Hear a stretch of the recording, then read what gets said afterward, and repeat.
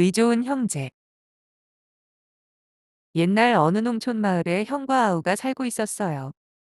형제는 일찍이 아버지가 돌아가셨지만 어머니를 극진히 모시며 아주 사이좋게 살았어요. 형은 동생보다 부지런히 일을 했고, 동생은 늘 형의 말을 따르며 형이 하는 일을 본보기 삼았어요. 또 틈틈이 연도 만들고, 팽이도 깎아 조카들 재미거리도 챙겨주고, 물기러 부엌에 들여주고, 나무단도 아궁이 옆에 차곡차곡 쌓아두었어요. 이웃에서도 어머니께 효도하고 형제가 서로 도우며 항상 웃음이 끊이지 않는 이 집을 늘 칭찬하고 부러워하며 본받으려 하였지요. 어머니가 돌아가시자 형은 물려받은 땅을 똑같이 나누어 동생에게 주었어요. 그리고 논 건너편에 집을 지어놓고 예쁜 색시에게 장가를 들여주었지요. 봄이 되자 형과 아우는 이른 아침부터 논에 나가 열심히 일을 하였어요. 모심기부터 풀 뽑기, 녹물 대기, 벌레 잡기. 형과 아우는 늦은 밤까지 힘든 줄 모르고 열심히 일을 했지요. 낮에는 형과 아우 집에서 점심을 번갈아 내오며 서로 웃음꽃을 피웠어요. 아우는 모르는 것을 늘 형님에게 물었고, 형님은 어떻게 하면 농사를 잘 지을 수 있는지 빠짐없이 가르쳐 주었지요.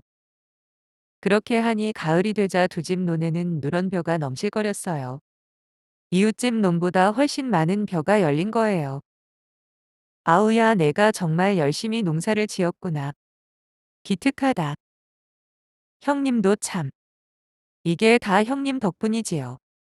형님이 곁에서 가르쳐 주시지 않았다면 제가 어떻게 알찬 수확을 거둘 수 있었겠어요? 하하하, 아니야. 내가 아무리 잘 가르쳐 주어도 내가 게으름을 피웠다면 이렇게까지 농사가 잘 되진 않았을 게야. 형님 농사 솜씨는 누구도 못 따라가죠. 그럼 누구 눈에서 별을 더 많이 거두는지 내기해 볼까? 좋아요, 형님. 아무려면 형님 눈에서 벼가 더 거두어지겠지요. 그렇게 해서 형제는 또 부지런히 벼를 베었어요. 베어낸 벼를 쌓아 낫가리를 만들고 보니 아니, 형과 아우의 낫가리가 똑같은 높이였어요. 하하하, 하하하. 형제의 웃음소리가 들판에 멀리 퍼졌어요. 그날 밤이었어요. 여보, 올해는 농사가 참 잘 되었어. 당신이 그렇게 부지런히 일을 했으니 그럴 수밖에요. 정말 수고 많으셨어요. 다 당신이 옆에서 도와주었으니 그렇지 뭘. 그나저나 동생네는 곧 아기가 태어날 테지? 참, 아기가 태어나면 새로 장만할 게 많겠지요? 우리 아이들 태어날 때는 어머님이 계셔서 이것저것 도와주셨는데. 그러게 말이야. 장가든 지도 얼마 안 되니 필요한 살림살이들도 많을 테고 말이야. 우리 이러는 게 어떻겠어요? 농사도 잘 되었겠다. 우리 먹을 건 넉넉하니 동생 집에 곡식을 좀 더 나눠주는 것이? 아니, 당신도 그렇게 생각했단 말이오? 나도 그런 생각을 했는데. 그럼 지금 얼른 다녀오겠소. 날이 어두우니 조심해서 다녀오세요. 이렇게 해서 형님은 낯가리에서 벼 몇 단을 내려 지게에 지고 동생네로 갔어요. 가는 길 내내 부인의 마음 씀씀이가 고마워 싱글벙글 웃음을 지었지요. 동생네 낯가리에 가지고 온 볕단을 올려놓고 돌아오는 길에는 흥얼흥얼 노랫가락이 절로 나왔어요. 그런데 이날 밤 동생네 부부도 이랬어요. 여보, 형님이 잘 가르쳐 주신 덕에 농사가 아주 잘 되었어. 네, 당신도 그동안 수고하셨어요. 그런데 말이야, 곧 제사가 있지 않나? 네, 제가 시집오고 첫 제사인데 형님이 어련히 알아서 잘하시겠지만 뭔가 좀 도움이 되었으면 좋겠어요. 음, 형님 댁에는 아이들도 있고 제사도 지내야 하니 우리보다 곡식이 더 많이 필요하겠지? 아, 그럼 형님 댁에 곡식을 좀 드리는 게 좋겠네요. 그렇지? 내가 말씀드리면 형님이 안 받으실 테니 지금 몰래 갖다 드려야겠소.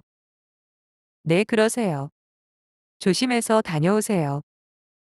이렇게 해서 동생도 벼 몇 단을 형님네 낯가리에 가져다 놓았어요. 형님 댁에 다녀오는 밤길 내내 동생의 얼굴에서는 웃음이 그칠 줄 몰랐지요. 다음 날이었어요. 아침 일찍 일어난 형은 흐뭇한 마음으로 낯가리가 있는 곳으로 갔어요. 어제 동생에게 가져다 준 만큼 비어 있는 걸 보려고요. 그런데 이게 웬일이에요. 낯가리에서는 벼 몇 단만큼 줄어든 부분이 전혀 보이지 않는 거예요. 아니, 이게 도대체 어찌 된 일이지? 내가 어제 분명히 몇 단을 덜어서 동생한테 가져다 주고 왔는데 형님은 낯가리 주위를 이리저리 둘러보았어요. 낯가리 앞에 주저앉아 골똘히 생각해 보기도 했지요. 하지만 아무리 생각해봐도 도무지 어떻게 된 일인지 알 수가 없었어요. 동생도 마찬가지였어요. 아침에 일어나자마자 낯가리 있는 곳으로 가보았지요. 그런데 낯가리는 높이가 조금도 줄어들지 않은 거예요. 아니, 이게 도대체 어찌 된 일이지? 내가 어제 분명히 몇 단을 덜어서 형님 댁에 가져다 놓고 왔는데 동생은 머리를 이리 기웃 저리 기웃하며 생각해 보았지만 도무지 어떻게 된 일인지 알 수가 없었어요. 그날 밤이었어요. 오늘은 꼭 동생네에 제대로 갖다 놔줘야겠어. 형은 별을 지게에 단단히 올려놓았어요. 그리고 가기 전에 자기네 낯가리를 잘 살폈지요. 동생네 낯가리 위에 지게에 지고 간 별을 잘 올려놓고 돌아왔어요. 마음이 어찌나 흐뭇한지 그날은 잠도 잘 왔어요. 동생도 마찬가지였어요. 오늘은 꼭 형님 댁에 제대로 갖다 드려야겠어.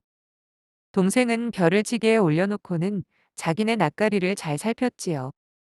어두컴컴한 밤인데도 형님 댁에 갔다가 돌아오는 길은 환한 대낮길 같았어요. 마음이 흐뭇했기 때문이지요. 다음 날 아침, 형과 동생은 낯가리가 있는 곳으로 갔어요. 어라? 이게 어찌 된 일이지? 어라? 이게 어찌 된 일이지?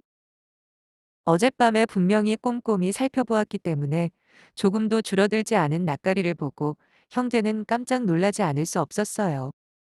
낯가리 주위를 돌아보기도 하고 쌓인 볕단을 세어보기도 했지만 볕섬은 조금도 줄지 않았어요. 허참 세상에 별일도 다 있네.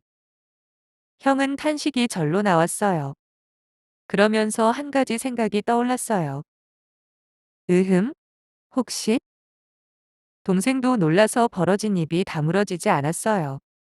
그런데 어떤 생각이 머리에 떠올랐어요. 혹시? 그날 저녁이었어요. 오늘은 동생네 갔다 온 다음 우리 마당을 지켜봐야겠는걸? 형은 지게에 볕단을 올리고 길을 나섰어요. 그날따라 조금 일찍 나왔더니 둥실 떠오른 보름달이 반쯤 구름에 가려 어슴풀의 길을 비추었지요. 그런데 이상한 일이었어요. 저쪽에서 누군가 지게를 지고 걸어오는 게 보였어요. 응? 누구지? 이 저녁에 지게를 지고 오는 사람이? 혹시? 형은 그 사람을 자세히 보려고 부지런히 걸었어요. 저쪽에서도 형을 향해 부지런히 걸어왔어요. 이때였어요. 구름이 사라진 하늘에 커다란 보름달이 환하게 사방을 비추었어요. 형님 역시 형님이셨군요. 뛰다시피 다가온 동생이 형님 손을 잡았어요. 아우야 너였구나. 형은 동생을 와락 안았어요. 두 사람의 얼굴에서는 기쁨의 눈물이 흘렀어요. 하하하 기특한 내 동생아.